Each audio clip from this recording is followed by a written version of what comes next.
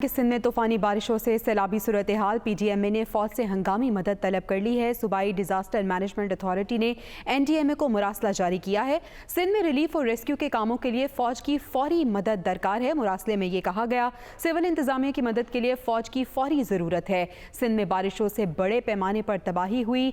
डीजीपीटीएमए सलमान शाह की जानिब से ये बताया जा रहा है, सिंध भर में तमाम सरकारी और निजी तालीमी इदारों को भी बंद कर दिया गया है। आपको अहम खबर से अपडेट कर रहे हैं। आपको बताएं कि जामिया कराची और इंटरमीडिएट के आज और कल होने वाले इम्तिहानात भी मुलतवी कर दिए गए हैं और सिंध भर में तमाम सरकारी और निजी तालीमी इदारे 2 रोज़ के लिए बंद कर दिए गए हैं। सिंध में तूफानी बारिशें, सैलाबी सूरत हाल है। पीडीएमए ने फौज से हंगामी मदद तलब कर ली है और सूबाई डिजास्टर मैनेजमेंट अथॉरिटी ने एनडीएमए को मुरासला जारी कर दिया है। सिंध में रिलीफ और रेस्क्यू के कामों के लिए फौज की फौरी मदद दरकार है, ये कहा गया है। मजीद क्या कहा गया, ब्यूरो चीफ कराची असलम खान हमारे साथ मौजूद है, उनसे जानते हैं। जी असलम, बताइएगा।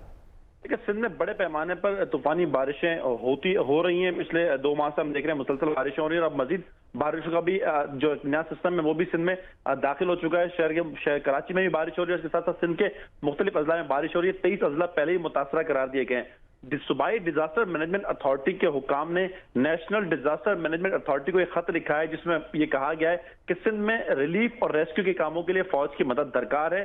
जो मुतासरा इलाके हैं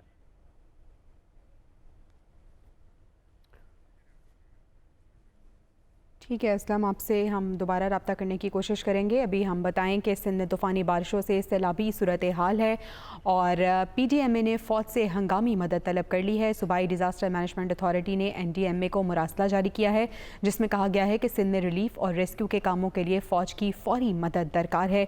सिविल इंतजामिया की मदद के लिए फ़ौज की फौरी ज़रूरत है। मुरासले में ये भी बताया गया है।